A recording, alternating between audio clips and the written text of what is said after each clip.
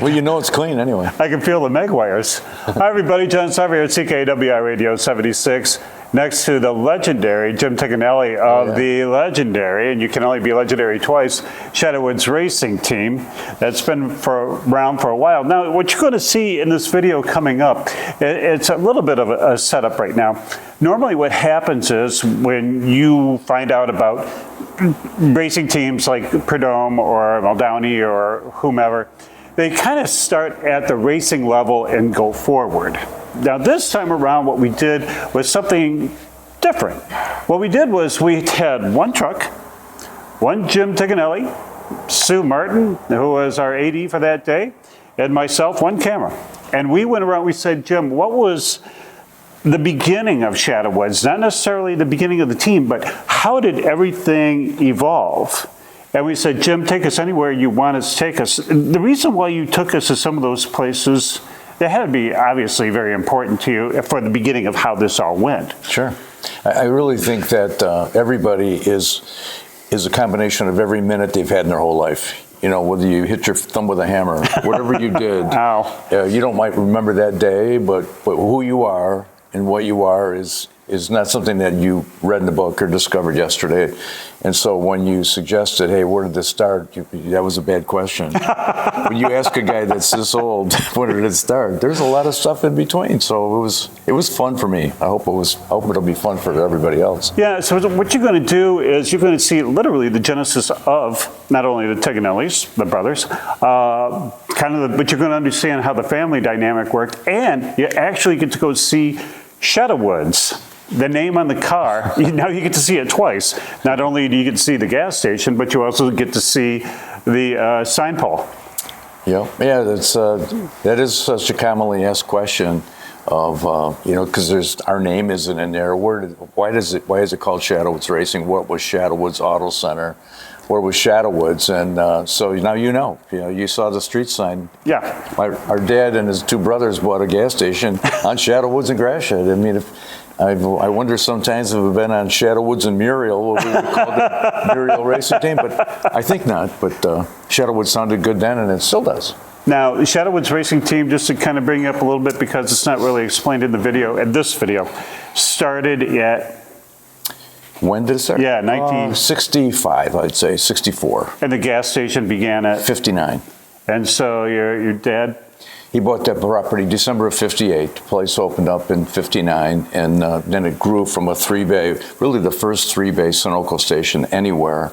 And then he added 4 bays on, which were 3 cars deep, and then put a car wash on you and had a spray booth. So the 3-bay gas station became what I would say was an auto center. So, and for those, and you see a reference too, there's obviously, there's another Tignanelli brother.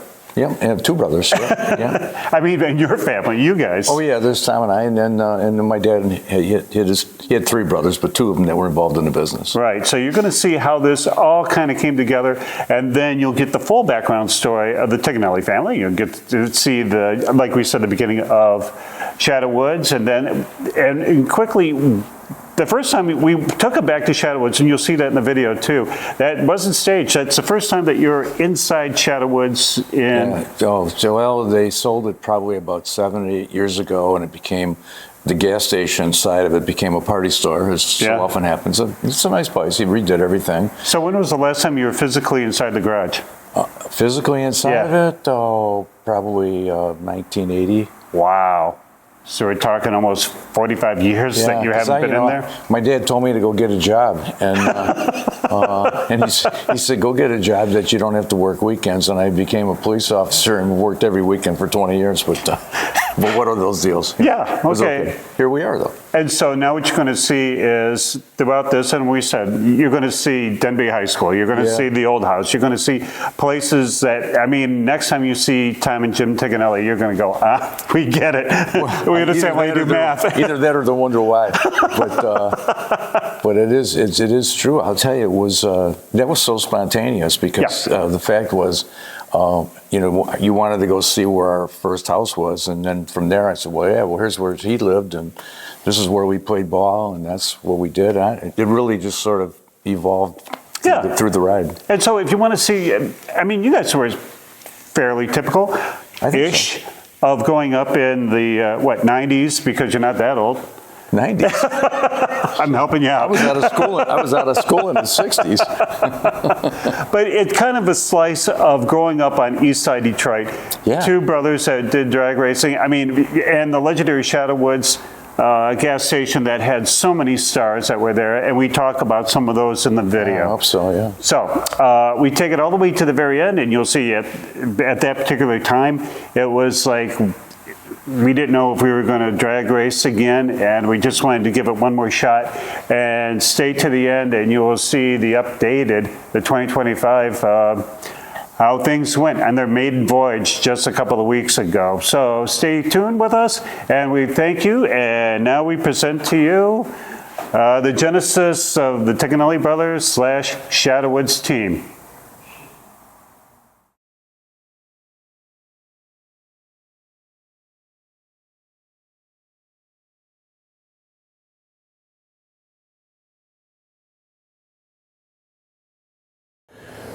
To me, our parents bought this house in 1946 when Dad came back from World War II, and this is where they lived until 2005, and where we lived until we were out of the house. And it was a great place to grow up. I knew every person in every one of these homes. You know, I mean, I could just about name to you the people that were in these houses. And now you see it's changed some. You got a lot of them here that have caught fire, burned down. Where you see grass like this, that was a house. Where you see grass like that, that was a house. What they've done is when the house is burned down, they push them into the basement and they cover them with dirt, which is totally illegal. I've had my fights with Detroit about it. You've got more of them over here. On both sides of the street, you're going to see, you know, and this is our house right here, 16226. That's the house I grew up in, I was born in. I'm disappointed that I put that Eagle on the garage. I put that Mercury Vapor Light on the garage. Let's see, I could probably give you a little better peek of some of this. This house was empty for 5 years, and I was still trimming the shrubs and edging the lawn, okay, because my dad demanded it. That's our garage back there. In that garage was where the UFO was created and maintained. My dad's 47 Ford convertible that he built for Tom was created in that garage. He would drive here in his 53 Ford pickup with the acetylene torches in the bed. We'd unload them, and Dad built that 47 Ford that we hope to be at the Autorama this year. He built it right there, made every piece of sheet metal, and I looked at that car 2 weeks ago, and it has no flaws, and that's 1960. Tom graduated in 63. That car was done for his graduation. I put that Mercury Vapor Light up, and my guess would be it's hooked up to an extension cord because I didn't know how to wire anything, so it's still on, I see. Put that Eagle underneath it. Very proud parents. I would say we had great neighbors. You can see this was Roy Cowie and Helene Cowie, David Smith, and all these people are long gone, but it was a wonderful neighborhood. I wouldn't change a thing. My friends, Terry Carlson was where that vacant lot is. John Cooper's the vacant lot on the corner. This is where we grew up. We were happy. We walked to school. I'm going to show you that. It was, I mean, I can't, it was, we weren't Ward and June Cleaver's kids, but we grew up in that era in the 50s that it was pretty fun. You know, this was John Cooper's house where that vacant lot's at. They stole the copper out of my mom and dad's house 3 times while it was sitting there empty, left the water running. This is Mike Nawasad's house. He had a 64 Ford convertible, beautiful plum car, black top, stick shift, convertible. Lived right there. These are all my people we went to school with. Don Darga had this house with the white lattice effect on there. You saw a picture of him. Don Darga, I mentioned him to you earlier today. That's his house right there. All these vacant lots were people's homes. And like I said, we walked to Cub Scouts. We did our things. It was a great neighborhood. It was it was Leave It to Beaver.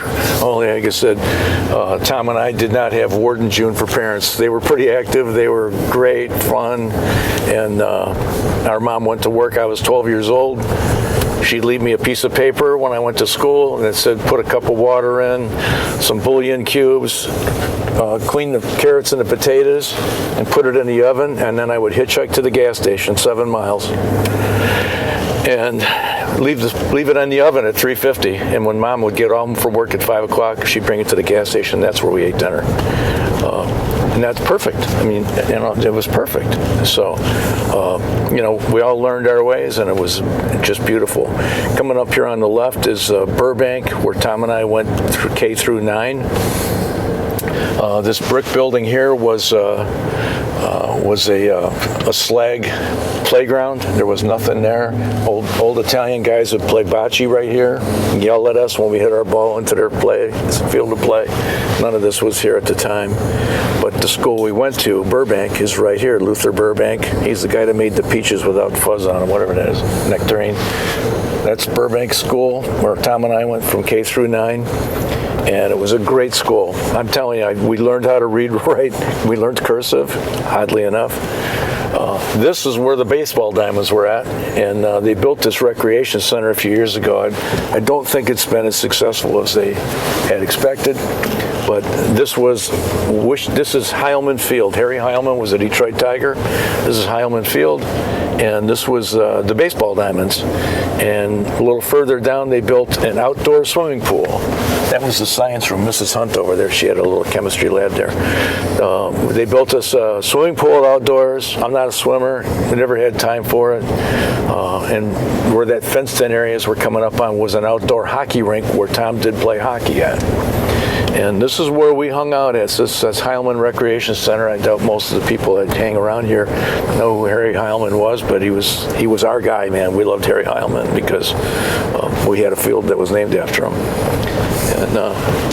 And this was a great place. I mean, in all honesty, it looks pretty darn nice right now. But I just don't think it gets the occupy. The people playing here.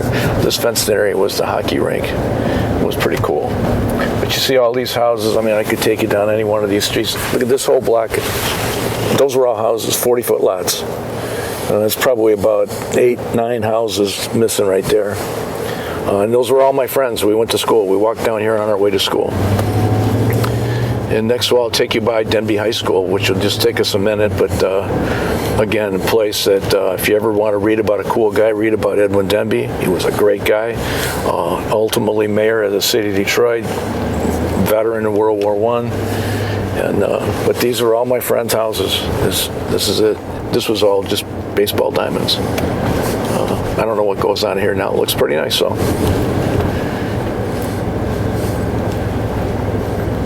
Yeah, this is cool. Yeah, that guy's name was McKay. That's the only yellow house I ever saw in this neighborhood. It was pretty cool at the time.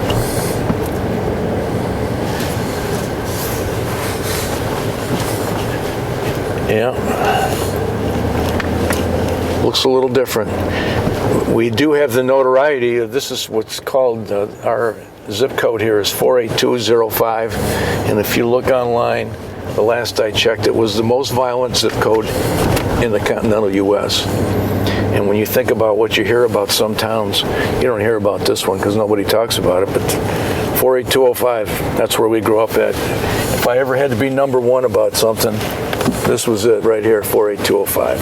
I still love it, and but it's mostly memories and not because of the obvious. We're on Moross right now, and this is Meringue. Meringue was a shortcut, runs one of these southwest, northeast type things, and we used to drag race down here all night long. I don't know, the cops never bothered us. It was just one of them streets. The houses sat back, people didn't care, and it's only about a half a mile long, and man, we could really get cutting up and down there. And it was great. This was everybody we knew, everybody that I just mentioned to you had a cool car. Terry Carlson had a 68 Z28. Don Darga had a 70 Nova with a 396. John Cooper had a 66 GTO. My dad painted all those cars.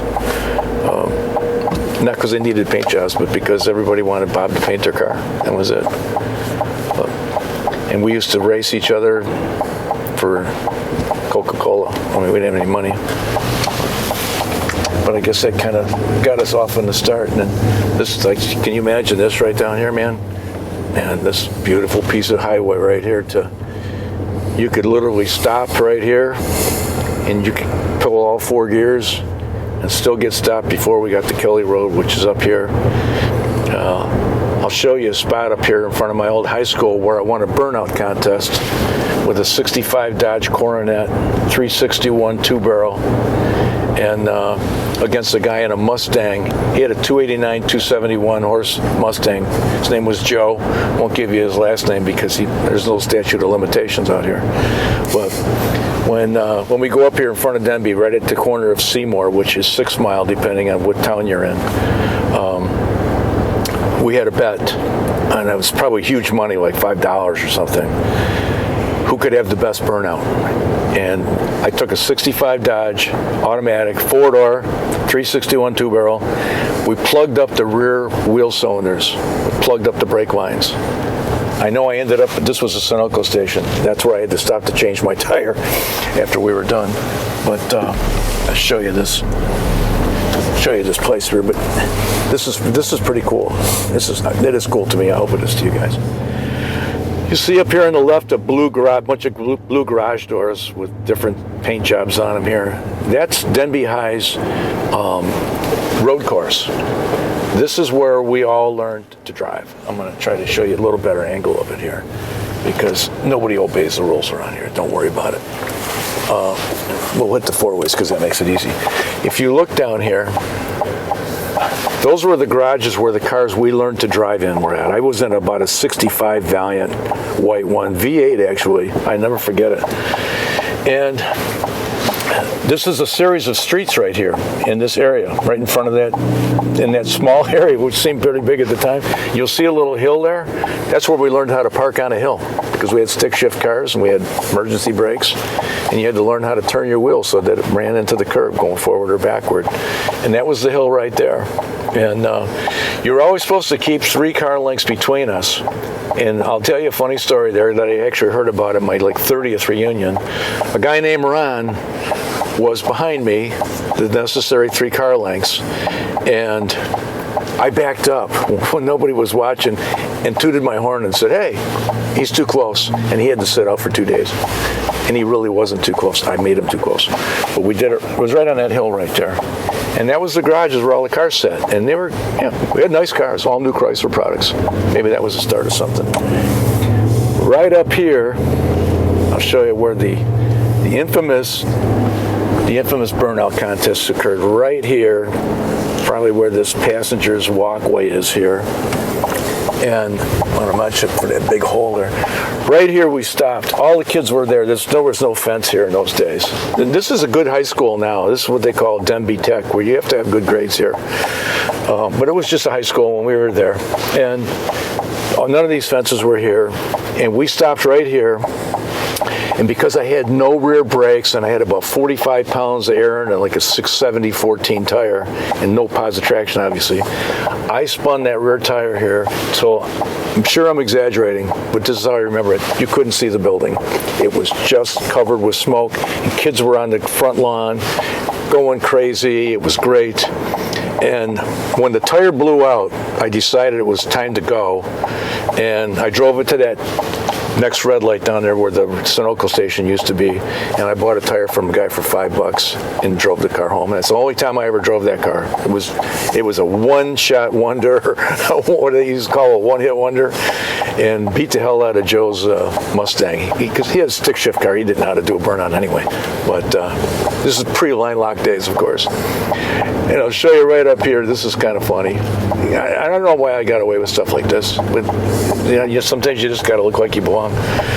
This was a school teacher's parking lot. And I had a 67 Firebird that I bought brand new, still 15 years old when I got it. Verdero green, Krager wheels. My dad co-signed for me. It was $32.25 for the car, Jim Clausley Pontiac on Mac. And this was a teacher's parking lot, and I parked in space number 1 all of my 11th and 12th grades because the guys liked me. I don't know why. The guy that would say you had to show a pass to, and I never had not one teacher say to me, you can't park in there anymore. It never happened. I don't know why. I pulled right there. I was in space number 1, and there was no fence here. Football field back there. Denby High didn't lose one football game all 4 years I was here, and I'm very proud of that, and also humble enough to tell you I never took one snap from center. I don't know anything about it except that there were a lot of cool girls at the football games. But Denby had a great football team, and for 4 years, like I said, the only games we lost were to the Catholics. Every year we would have the city championship at Tiger Stadium, and Denby won the public school league championship, and we lost to Divine Child. Gary Danielson was the quarterback. He's still on TV doing football games. We lost to them. We lost to Bishop Gallagher. I don't know what the other ones were. But all I know is we were the best in the public schools. And I never had part of any of it. Okay, I was there. That's all I can tell you. So, man, this is a great street, though. De La Salle was right down here, still a wonderful, Catholic school. And, we used to laugh that when we would get to 6 Mile and Gratiot, we would go east to Denby and they would go south to De La Salle, and they all wore shirts and ties, and, we were cheering for the Detroit Tigers or something. But this was a good spot, though.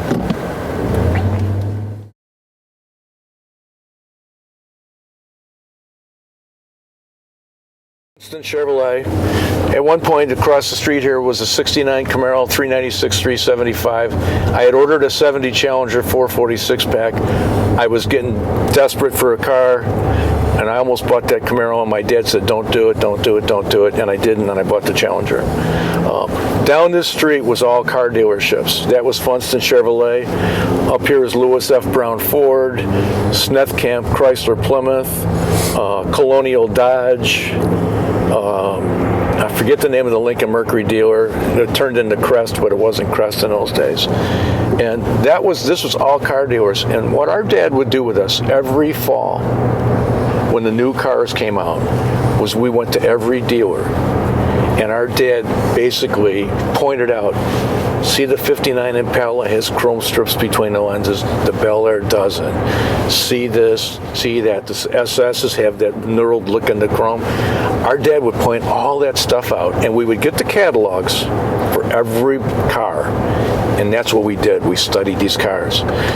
When I was younger than that, my dad would have me sit on his lap. What kind of car is that? What kind of car is that? What kind of car is that? That's what we did. This was Colonial Dodge. This is now the 9th Precinct Police Station for the city of Detroit.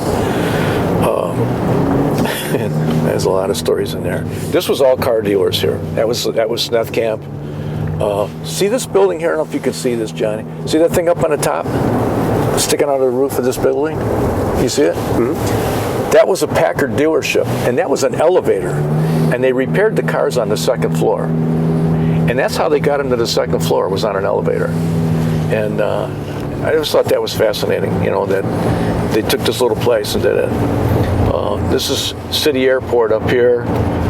Just a little ways down. That'll be a few minutes to get it. Do you really want to go down and see Gratiot Fisher? I guess we do. Mm-hmm. But this is City Airport. This was a cool place to hang out. My dad's an old World War II pilot. We still have a headstone for him and my mom in this cemetery, but they wouldn't let us bury him there because they extended the runways. And my dad said, leave my headstone there because I want him to dump fuel right on top of me. And it's right in there. And it's at the base of a big Jesus statue where all Mom made me promise her, and I broke the promise, was that we would bury her at the feet of Jesus. But by the time Mom, I love her, lived so long, the cemetery changed. So the headstones are still there, though. My dad wanted to know if I could get Tom to cut it in half. It was a big bronze thing. And then, because where they're at, you had to have single headstones. And this is Better Made potato chips, if you know where that is. We used to ride our bikes there, and right in there, the lady would give us a bag of the ones that she knocked off this thing that she didn't like. and we could get bags of potato chips, still hot and salty, for free. Man, we would get sick on those potato chips. I still eat Better Maids. It's the only kind I'll eat because I think I owe them. So now this is Harper. My dad's gas station is just up here past the freeway, and like I said, it's missing now. It sat literally about 6 feet apart from what was called AAA store fixtures, and AAA store fixtures was the Jackaloni's headquarters. And if you grew up in Detroit, you knew the Jackaloni's. I don't need to tell you, but they were in charge of a lot of stuff. And my dad fixed all their cars. We ate breakfast there on Sunday mornings, salami and cheese, old Dagos with their fedoras on and ties after church, and it was wonderful. It was great. And yeah, it's right up here on the right, Fisher and Gratiot, and that's where they came when they left the service. The three brothers, Joe, Bob, and Ernie, landed right up here on the corner of Fisher and Gratiot, and that was the first gas station. And they were there until 1950, and then they went to Harper and Gratiot, or Harper and 8 Mile, and then 1958 to what we now know as Shadowoods. So let's see here, it's coming up in here. It's all, right now it looks like a piece of grass, but it's down here someplace. And it's right at the next corner here. And there's nothing there. I tried to buy it. I could get it for back unpaid taxes. And the problem is, here it is right here, Fisher and Gratiot. There was so much oil and gas and antifreeze right here in this very corner. That little triangle was where the Tignanelli Sunoco began, right there. And Jackaloni's place was right next door. And they treated us like kings. They were good guys. I don't know what they did in real life, but I can tell you that we never wanted anything that they couldn't provide us. They were always good to us. And I tried to buy that property. I started to say, do the unfortunate thing here, make a U-turn with this. I'm pretty sure the cops will leave us alone. Yeah, that's it right there. Cool place. And I got a great picture of that. I'll share with you, John and Sue, when we get a chance. I had it colorized, and it's got my dad standing in front of it. And you know, when you'll be able to pick him out in the group because he's got his hand on his hip, like, take the damn picture and let me out of here. I can read his lips, you know, like, that was the old man. His two brothers, wonderful guys, all had their own talents, but our dad was I'm prejudiced. He was in a class of his own. He was a wise guy. He was a wonderful person. Everybody loved him, but he never had a straight line for anybody. Man, everything was a wisecrack, and he was, you know, I don't know. Maybe that's the only habit of his I picked up, I guess. But he was much more talented than I am. But yeah, there's Jesus right back in there. There's Ma. But you know, it was cool. We were very fortunate, but in this neighborhood has changed, but it still looks the same to me, I have to tell you. Yeah, that runway thing, they were extending the runways because they were going to bring casino in. This is the first time. And because of that, they needed to extend the runway, and so all the cemetery plots in the flight path were having to be moved. Dad's was in the optional spot. You can stay here, but you'll be right under the plane. And my dad said, that's perfect, leave me alone. It's still there. So this was the City Airport Hotel over here, which is probably not a place you'd want to recommend to your neighbors. Right back there, I should have mentioned, it was the Gratiot Diner, and the Gratiot Diner is where White Boy Rick did all of his dope deals. That is actually famous on TV. The Gratiot Diner, you can look it up. It's still serving breakfast, but I don't think they're still doing the same kind of business. But I want to take you up here to, so this is Gunston. I can take you back in through this way, and we'll get you right back out on the Gratiot. Now, for those that would watch any of this that know the area at all, Gunston turns into Hoover, turns into Groesbeck, which goes all the way to becomes North Avenue. This is M59, or M97, I'm sorry, if you ever hear of that. All my cousins lived in here. St. Patrick, Flanders, all the Tignanellis were within blocks of each other. And the irony of it is, I'm going to show you up here on Finley, this is St. Patrick, all these are Sanford, all these are uncles and aunts. On Finley, my mom lived at 12106. My dad lived at 12098. And here it is right here. We went to church in a little brick building, that red brick building down there. That was Gunston Avenue Baptist Church. And people say, how did an Italian kid end up in a Baptist church?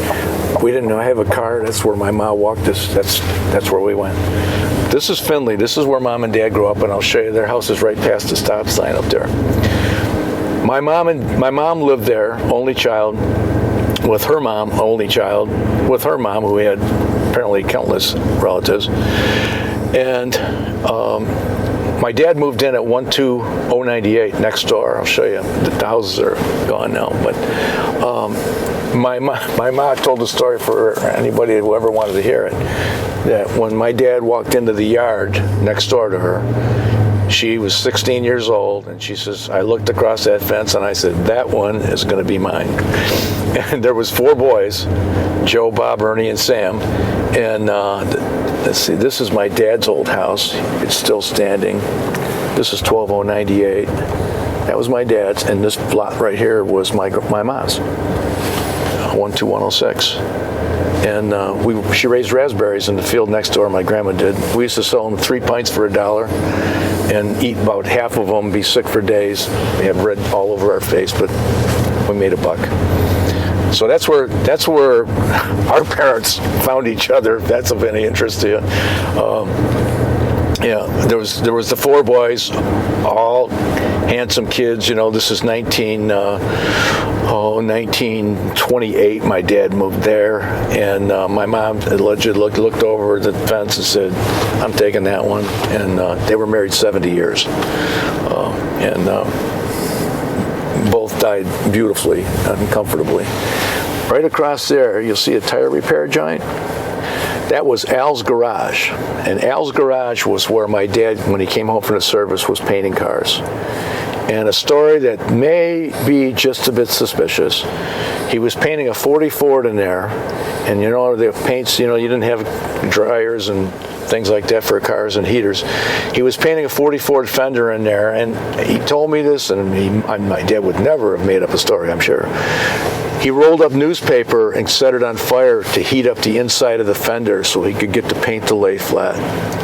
And while he was doing it, apparently there was some other fumes in the building. And according to him, maybe a bit of an exaggeration, it was such an explosion that the roof actually went up in the air and came down a little bit off the top.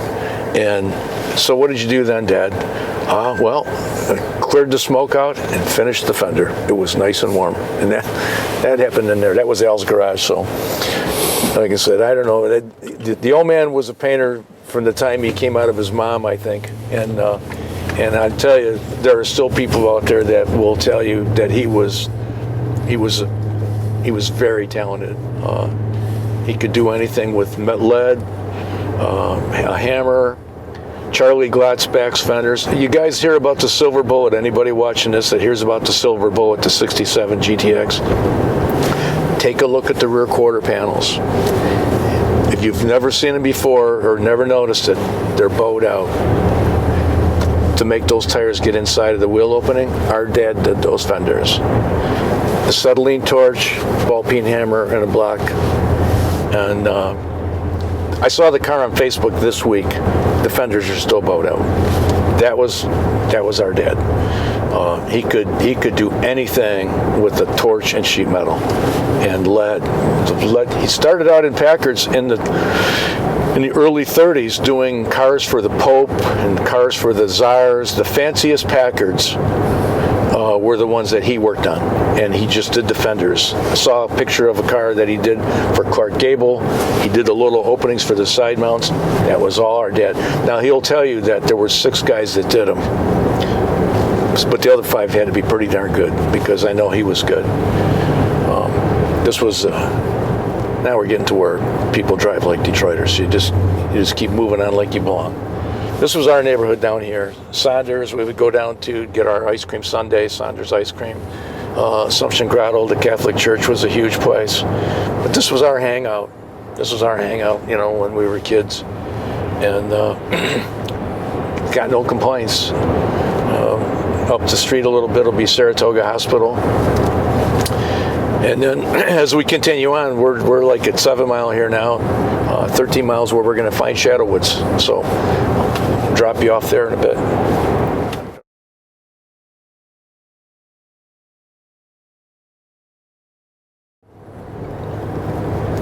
Well, this is Gratiot now. We're approaching, just crossed 9 Mile Road actually, and we're in East Point. And this was a real cruising area right here.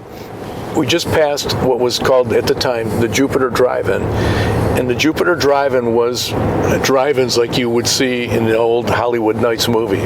Girls on roller skates and nothing but magnificent cars. Nothing but magnificent cars. I mean, I went there before I was driving with my brother and his friends, and then later on with my 67 Firebird and my 70 Challenger.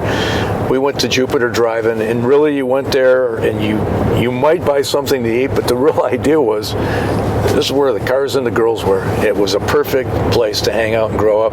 Never saw a fight there, never saw anybody get hurt there. And then we would pull out of there and head this way north on Gratiot. And it was only 2 lanes at that time. It's 3 now. And now you see Romeo Moparts up here, which you guys have all heard about. Dave Radcliffe's place. This was a Chrysler Plymouth dealer then too, Jim Rails at the time. And we would drag race right up here, and then we'd get to like 10 Mile and turn around and drag race back and go right back to the drive-in. And the Jupiter Drive-In, it had like like the planet Jupiter. That's what the sign looked like. I don't know if that Saturn's got the rings around it, but whatever Jupiter looks like, that was the sign. It was cool. It was really neat. And funny how you remember silly things like that. But I do remember there was a really nice looking girl there one time, but she probably got older. But in my mind, she's still 17. Beautiful. So, and then right up here, we're just coming up on 11 Mile Road, and I ran AAA road calls up here for 5-6 years, middle of the night, all the way to Jefferson, and we're coming up in about another 5 minutes here, 2 minutes to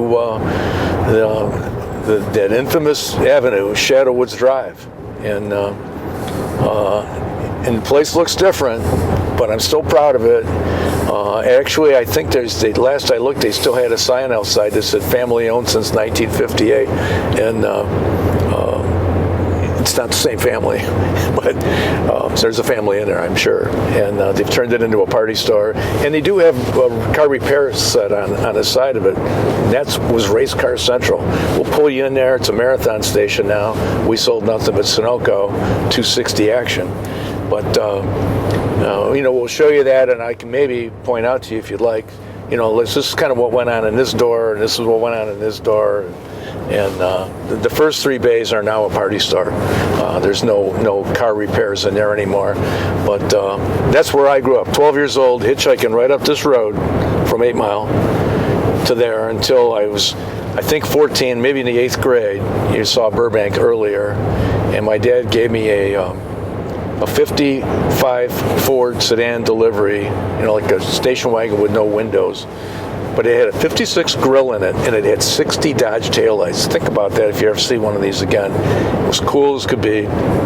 He had it painted fire mist red with black inserts, beauty rings and baldies, 3-speed on the floor, 312 cubic inch, 3 2 barrels. And I was 14, maybe 15, driving that from Burbank to here because he got tired of waiting for me to arrive by hitchhiking.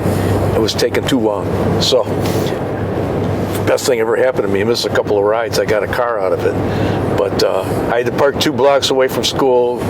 He told me if he ever got a call from the police, I would never have a driver's license. And I want you to know, everybody has something in their life that's significant. To me, being able to drive was the most important thing I had to do. It wasn't about drinking. It wasn't about girls. It was about getting in the car. I love to drive to this day, 60 years, 70 years later.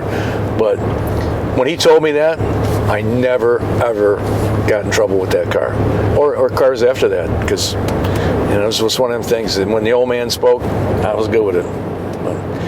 And as you come up here, there's a printing place along here that was the original Logie Stamping.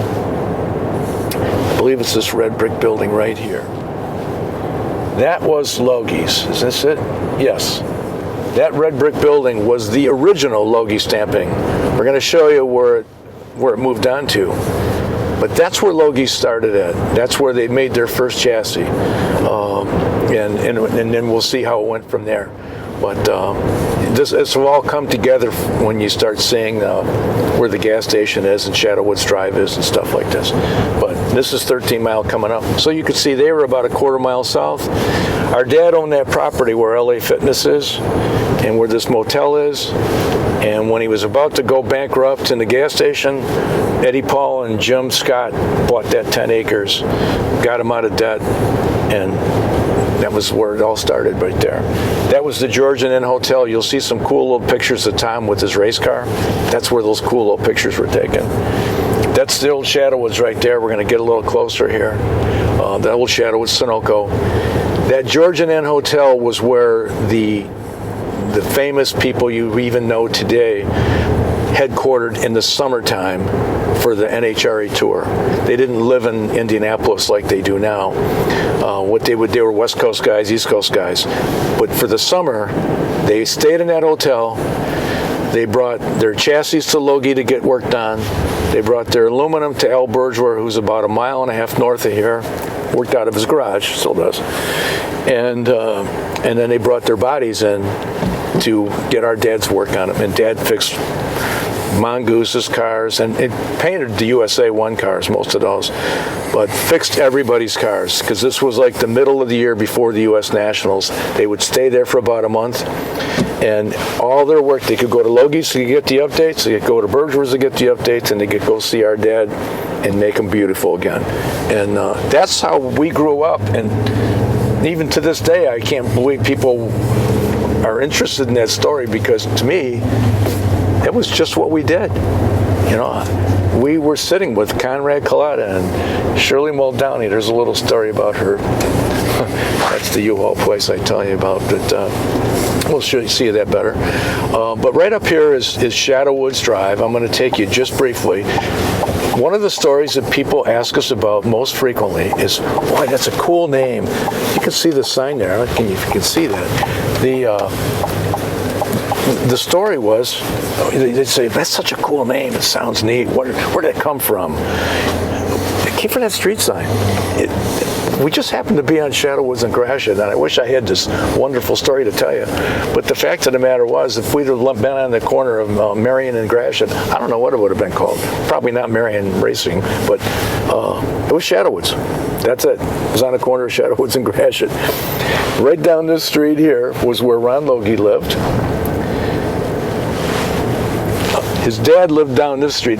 Morris, Ron, and Gene Logie, the ones that all Hall of Famers, great guys. They were right in here. All great guys, wonderful to us, very talented, regular people. And this is where they lived at. And so they bought gas at Shadowwoods. They got their cars fixed at Shadowwoods. And then when they started painting chassis, and this is, I think, interesting, they asked my dad if he would paint Imran, which is this 2-part paint that's like poison. And our dad, for $100, he's in. And our dad started painting their chassis. And I would like to say all of them came out of there. I'm sure that's not true, but I bet you it was a big percentage of them that came out of that spray booth we're going to see here in a bit. And what happened was Dad would paint these things, and this Imran is poison. It was boat paint. They used it for the bottoms of boats. And it only came in about 6 colors, like red, blue, green, yellow. Now, Tom's was painted orange, but that wasn't Imran because Dad spent a little extra time on it. But this is all the subdivision. I don't want to bore you about this town, but Dad painted those chassis, and Tom was racing the UFO, the altered wheelbase car, in '66 and '67. Got this urge to think about a funny car, and we were painting all these chassis. All I ever did was emery cloth, sanding and washing. Then you'd escape, and Dad would go in there with a gas station rag on his face. People have heard this story. It's true. Soak it in water, tie it around his face, wear his baseball cap down, whatever the last guy gave me, wore a new hat all the time, and whoever gave him one was the famous guy. And he would paint those cars, and the booth had a whole house fan, not exactly the type of filtering system you see now. And the doors had furnace filters in them. So when he turned the fan on, you'd see the doors kind of suck in, and he'd whistle. He had this piercing whistle. And when he whistled once, that meant turn the fan on. When he whistled again, it meant turn the fan off. He couldn't go anywhere near the door.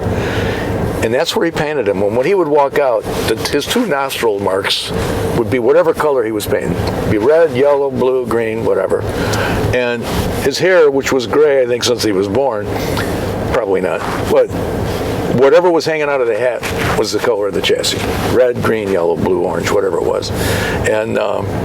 And then that's what was, it was just fascinating to be around him. He was such a wonderful guy, but those guys all wanted Bob, man. That was it. This is the back of the gas station here now. You won't be able to see too much of it, but I'm going to take you around. But just past that gray service door you see there is where the booth was at, and I'll show you where that goes. This is how when I used to pull the trucks with the semi truck, this was open so I could drive into the back, drive up the curb. I'd go through this parking lot and drive up the curb, park against that wall back there. 50-foot trailer, 2 race cars in it. It was pretty cool. That sign that says "Watch for the attendant," that was probably me. I don't know. This was our car wash. Exterior only car wash, $1 a wash, 1,000 cars on a Saturday, all wiped off by 2 guys with clean towels. Now, this is kind of neat. This is even fun for me. This thing on the right that says "For Rent," that was the car wash. Now he's changed it into offices or whatever. These 3 white doors. If you look at the Home City Ice thing, there's a seam there. The original Sunoco station was everything to the left, where you see the mix and match can signs. Those were all glass doors. That was Shadowoods Sunoco. Within a couple years, they added these 3 doors, and then a few years later, the car wash. These 3 doors here are all 3 cars deep with the spray booth. And this is where the race cars came from, right here. The last door, the 3rd door, was a wheel alignment pit. That in the old days, that's how you did wheel alignments. I'm sure that's still how you do a good one, and you drive the car right on. But those 2 doors right there, those 2 white doors, I'm telling you, most of the Hall of Famers, at least from this side of the country, walk through those doors. It was just normal for Pancho Rondon, Conrad Coletta, Shirley Muldowney,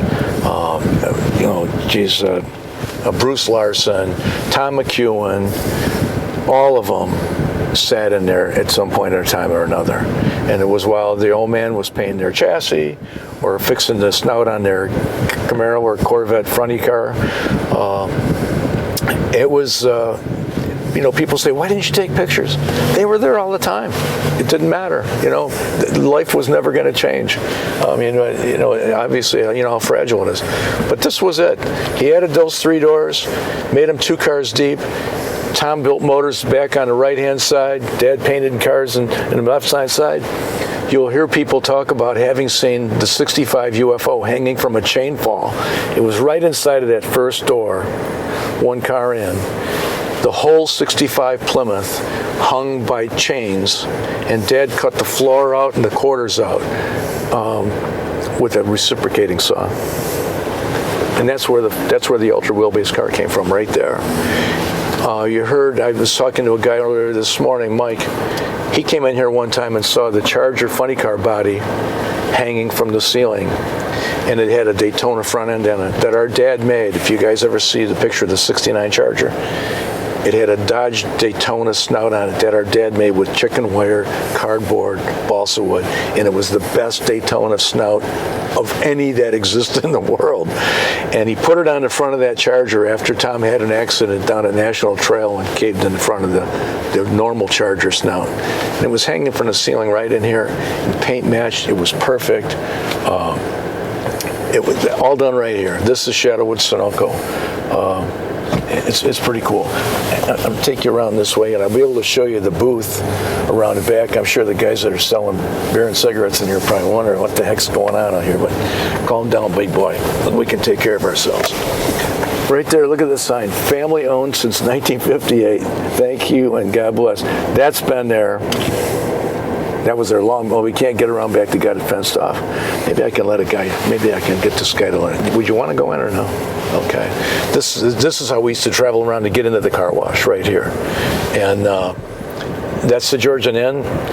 That's the place where Tom got all his pictures taken. Poor that homeless guy sitting on the curb there. This was our life right here. That's the men's room. Yeah, that was me that was cleaning it. It wasn't Tom. It was me cleaning that bathroom right there.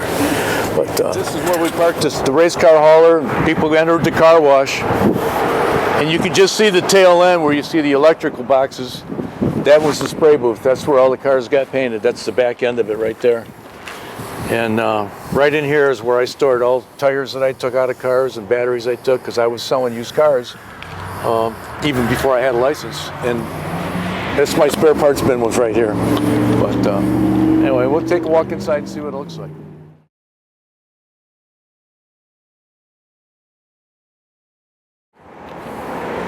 Well, we just got to meet the owner of the east half of the building, which is now actually a pretty busy looking party store.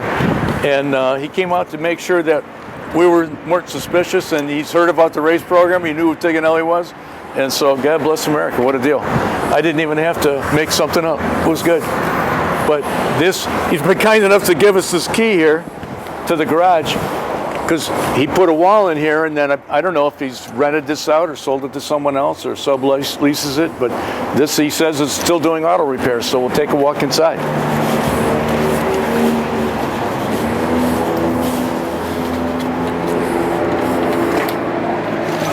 Let's see here.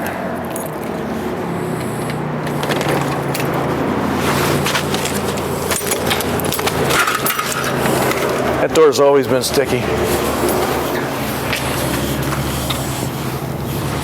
Okay, well, this was the wheel alignment pit. So you can see the hole here that this got changed here. But this is neat. This is kind of fun to see. We didn't have back doors on here. We just had one. But this here is, did I leave the key in the door there? Yeah. Okay, that's it. This here, right in here, was where the chain falls were at. We didn't have hoists over here. We had chain falls in here, and that's how we picked cars up and worked underneath them, was right here. That wall wasn't there. The new owner has put this wall in, but next to that wall was the spray booth. You can see the different color brick here, or block. That's the spray booth. So the car would come in here, and that's where Dad was at. Tire machines were over here. This is really cool to me. This is, I never thought I'd see the inside of it, so this is kind of neat for me. These red concrete floors are looking a little different. I can tell you that was red dyed concrete. Other side of the building was the same way. And we polished it with Johnson's paste wax and a floor polisher. And we had to have it polished all the time. We mopped it twice a day. This place never had a mark in it.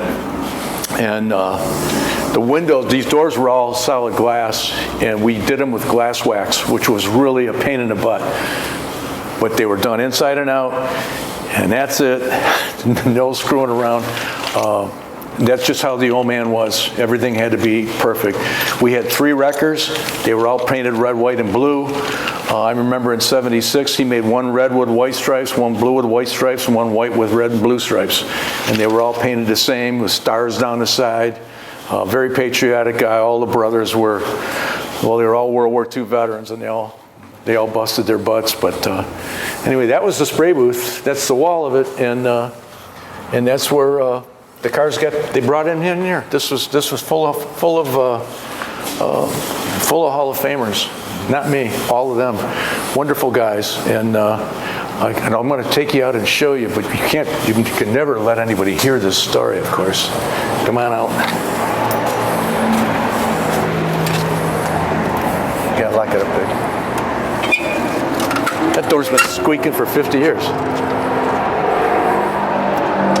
No, you gotta turn it the wrong way. And straight up. We don't need to go in the car wash, I don't think. That's just his. But this, when they built this place, that exit ramp from Gratiot from I-94 wasn't there. So it was kind of a blessing in disguise, because when people went to work in the morning, they would pull off of Shadowoods Drive and get on the freeway, and most of them would stop here and get a car wash and get a tank of fuel, and that was just we've been blessed all our life. But it was one of those funny things, because that was a 2-lane road when they put this gas station here, and now you can see what it's done. The story about that female that I mentioned in passing a few times, who became a famous race car driver, she wanted to get in to look at a dragster they were building in here, and there was some reluctance to let her in for whatever the reasons might be, and she was standing by that U-Haul shop over there, which was a Shell station, and she was talking to me on a payphone. I was right here, over there, on the payphone, and she said, "Jimmy, let me talk to Tom, brother Tom," and I said, "He's not here." And she said it 2 or 3 times, and they were standing right there. Him and Pancho Rendon, I know, were there. And she says, "I'm looking at you right now." And I looked out across the road, and I went, "He's not here." And I hung up, and I hope you forgive me, whoever you are. But this is the place, anyway. And everybody wants to know, where did the luscious name Shadowwoods come from? Right on the sign there. And this was actually the Shadowwoods subdivision.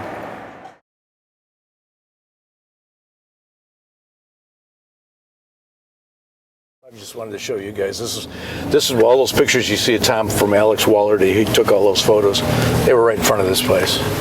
Okay, we're on. And this is the front of what was the Georgian Inn, and you may see some old pictures of Tom, particularly with the Charger being taken out here by a guy named Alex Wallerty. And this is the building right here. This was the Georgian Inn, and this is where they took it. And pretty cool. LA Fitness used to be a bowling alley, but the best story I can tell you about the bowling alley, and the motel, because the guys that bought these and built these pretty much got our dad out of debt. And this was a 2-lane road, and we could count the cars on our fingers. And Dad bought this all the way to 13 Mile Road, Dad and his brothers, I should say, because I know Cousin Jerry will watch this, and we love Jerry and Richard. But they bought all this, and really they weren't going to make it. Thank you. And Jim Scott and Eddie Paul bought this, and this was Continental Bowling Alley, very popular place for many years. And they came in and pretty much rescued the guys, and just had perfect timing. So now we're going to head over. This is 13 Mile Road. We're heading west from Gratiot, and in about 1.5 miles, you'll see the world famous Logie Stamping Company, where it moved to when it evolved into a worldwide provider of racing chassis and parts. Somebody had asked me once, how did you guys end up in a funny car after having the 63 Max Wedge car and the 65 Hemi car?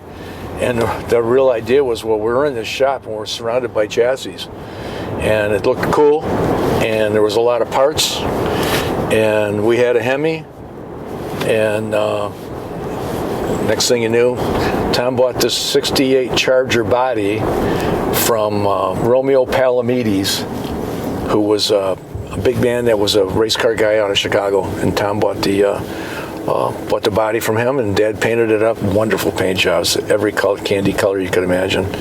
And that's why we got a funny car. It was just too easy. Everything was laying there. But about a mile up here, you'll see Logie Stamping Company, and because we already knew Gene and Ron from the old building, and they were neighbors. I mean, probably half that Imron paint that Dad blew out of that whole house fan over there ended up somewhere around Ron's house. But it was, he made it a long time. I guess it was okay. But it was just, really our life, as I look back on it, was pretty simple to survive in, because we were surrounded by good people. And I don't know.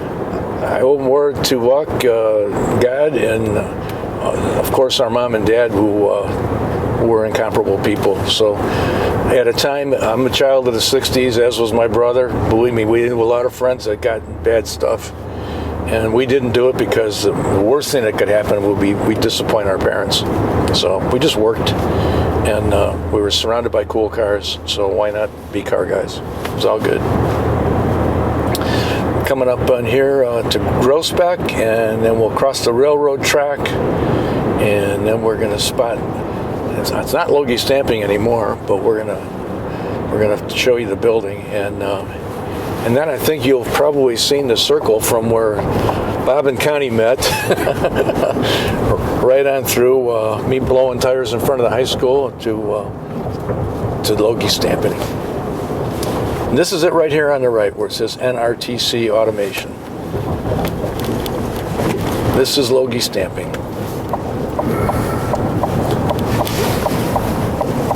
Pretty cool place. Pretty cool place. And really, the outside of it, other than the signage, this is how I remember it. It's been well kept, and I'm sure it's very productive. I don't know what NRTC Automation does, but I can tell you that this place produced some memories, man, for a lot of people. People I'll never meet, people many of us won't meet, because this is where the mongoose and the snake came from. This is where Bruce Larson came from. It's the place. When you look around in every fuel dragster and every funny car, and when I look at them now, the old pictures, they were pretty simple cars, but man, they must have been good, because they were setting records, and they were the only ones on the planet. Now you see guys melting things on jigs and with CAD machines and stuff. This was guys, Jay Howell. God, I wish I hadn't thought about the names of the guys that worked in there that drove cars. The guys that you remember. I hope you remember Jay Howell, first guy to drive the Little Red Wagon, and I believe Jay when he tells me that nobody had any idea it was going to raise the front wheels. But it did, obviously. And that was Jay Howell. And my dad painted an Anglia for him, painted race cars for him. Jay still, I communicate with him on Facebook. I hope he gets to see some of this. We love Jay Howell. God, we had Chuck Kurzawa. I'm trying to think of the names of the guys that actually ran welders and cutters at Logie's that just became the race car drivers, and they all bought their gas at Shadowoods. That's the funny part about this. How do you put a knot around all of this? Shadowoods and crash it. And Al Bergwer, like I said, this is 13.5 mile. He's at about 24-mile road, right up the road here. Still building beautiful aluminum bodies. We love Al. He's just a gentleman. He's just one of the guys. And but when you think about it, none of them knew each other until this common thread came about, and then it became history that went on to the point where much of it still exists today. And me, I just was mopping floors, littlest cog in the wheel, sat with Shirley Muldowney, put gas in her car. She had a pink Plymouth pickup truck, and it was just wonderful life. And all occurred because our dad found this Shadowoods Sunoco in the middle of nothing. Gratiot basically was a 2-lane road to Port Huron. That's what it is. There was no I-94. There was no Macomb Malls. There was Clinton Township was not even a bug on the windshield. And this was how, when we would go to our aunt's house in Port Huron, we took Gratiot all the way. And it was an all-day drive. And other than Mount Clemens, you didn't see any cities. And all of that ended up being the Sunoco station that, guys, I don't know what happened. I hate to keep saying it, but sometimes it just amazes me. But very fortunate to have been a part of it.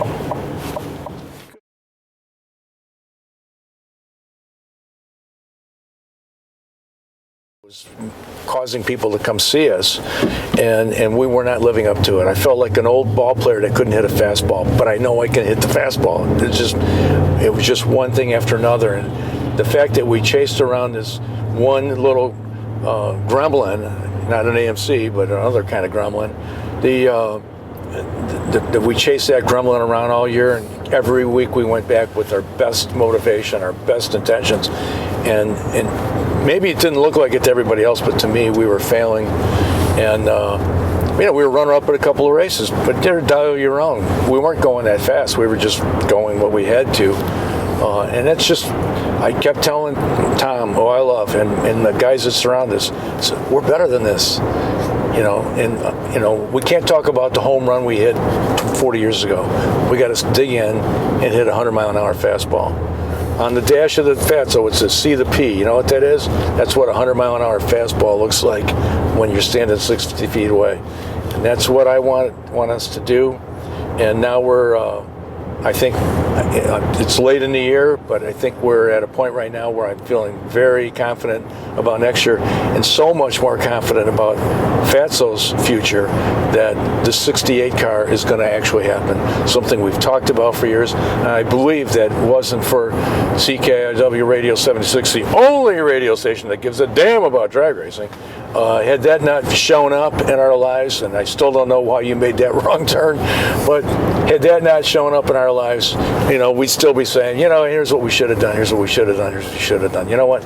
I feel like I'm too old to dream into the future, but I feel like I'm still young enough that some of those dreams can come true. And that's what I see for more. We're gonna be painted up and shined up, and those people that remember Shadowwoods and Gratiot, or those people that remember those cars that come up to me at a drag race and say, geez, I used to know 2 guys that drove cars that look like this. No, that was us. Those guys, I'm proud they feel that way, and now I want them to say they're here and they're still good. And that's what I want to do, is keep our hair cut and combed, keep ourselves polished up, and when you get to the racetrack, the people that come running over to you are not going to wonder what's going to go wrong. They're going to say, good luck, I hope you win. And I want to do that once in a while. That's how I look at it.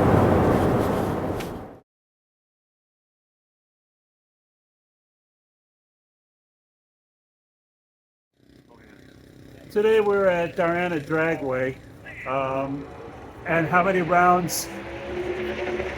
You finally got back in. The car is running great. It is. I mean, it's the one last time that you said we thought we still had one more bullet in the chamber. Yeah, I remember, Babe Ruth hit 3 home runs in the second to the last game. And I kept thinking, maybe I already had that last game. Yeah. And, I believed in my guys and believed in my car. And it worked out. We hit a home run in our third from the last game. I feel pretty good. How does that feel? I mean, all the time that you were down and it didn't have the car was feeling perky, and now all of a sudden the race never left you. You drag race, that drive was always in you. Without a question. I mean, every time I started the car up, I thought the last one was the worst one, and it just didn't happen, Right. And we were chasing a little gremlin out, and the gremlin, we stepped on its throat, and we were so good. We could still see the P. You can still see the P, man. That's it. If you can see the P, you can knock it out of the park. Today's been a good day, and my guys have been great. And then now, for the future going forward, you're going to quit today? Is this it for you? Heck no. I'm not Babe Ruth. No, I don't know. Listen, it's a lot more fun when the car's running good, you know, because you start thinking you can't hit the fastball. I mean, you know, maybe it's you, but I didn't think that, but I didn't have any reason, any way of proving it, and today I've had some magnificent wheel stands, some good runs, cars very fast, in the eights for the first time in its life, and so. You know, I can either say I hit the ball over the fence at Tiger Stadium, or I can say maybe I could do it twice. I don't know. I'm not ready to give it up. You started racing, drag racing, driving in 1970. It's a little bit past that right now. Yeah, a few decades. Yeah, I was going to say compare and contrast. Well, it's always fun to win, you know, and in those days, it was easier to win, you know, and we took 48 years off, and technology changed it. So I can't really, I couldn't blame it on age. Really, we looked like rookies for a couple of years with this car. It's got twice as much horsepower as the cars I raced 50 years ago, and they were winning cars, you know. But we had to figure it out, and it shouldn't have taken so long, but I'm glad it didn't take any longer. Yeah, I mean, it really is kind of funny when you reflect back to racing in 1970, racing almost 50 years later. Yeah, we won the Summer Nationals. I mean, we won a lot of races. So we were beating the good guys, the Mancinis and the Tedders. I mean, we lost some too, but we were better than average. And then we took 40-some years off, and we looked like we didn't know how to tie our shoes, you know, but we did. And now with the legendary paint job and the legendary Shadowoods car. I feel good about it. That's our dad's car. Our dad, mom and dad made all these things happen then and now, and to me, I feel a lot better about our effort. I do. I was going to say, and to wrap it up, going in the future, 10 more years? Well, yeah, why not? I can tell you that there were two times today that I had no idea where the finish line was at. And I never let off the gas. I just kept shifting, and suddenly there it was, and it was a piece of cake. You know, when you got it, you got it. I thought I lost it, but maybe it found me. I don't know. Still fun for you? Oh yeah, today's listen, man, it's wonderful. The car starts good, shifts good. Yeah, no, it's good. There you go. What a better way to end the video. Thank you guys, and thank you for having faith in us. I mean, I know it's been a long story, but the truth is, there were times in the last 6 months that I thought maybe that last chapter was already written. And fortunately, you guys, all of you, hung in there with us, and hopefully we made your day too. And you're going to see even more Shadowwoods as years go on and on. Yep. Building a new older wheelbase car. Oh yeah, stay tuned to the legendary Shadowoods team. They're not over yet, friends. Yeah, no, thank you guys. I'll tell you what. There's a lot of people out there that like our cars, and that's another reason we keep trying, but it's also the reason that we think when we do poorly, we disappoint people, you know, and we don't like disappointing them, but they stuck with us, you stuck with us, you guys stuck with us. It's all wonderful. It's amazing. Talk about wonderfulness. Again, we're only beginning right now. Now you have seen in the beginning of this video kind of how you progressed. This is where the Tignanelli story began. This is where the Shadowwoods story began with the gas station. And so now coming up, part 2 is going to be focusing a lot more on the racing. Yeah, did you ever find out where the name Shadowwoods came from? I think it's a matter of there's a, you want to go for it? Go ahead. It was on the corner of Shadowwoods and Gratiot. I'm glad it wasn't on the corner of Louisa Gratiot. I don't know what we would have done. We made the name famous, and people ask that every year. Wow, where did it come from? It's on a street sign. I don't know. So that's how fate works sometimes. But a better way. And it still looks good and sounds good. You're right. I'm giddy like an old man that shouldn't be, but I'm pretty happy.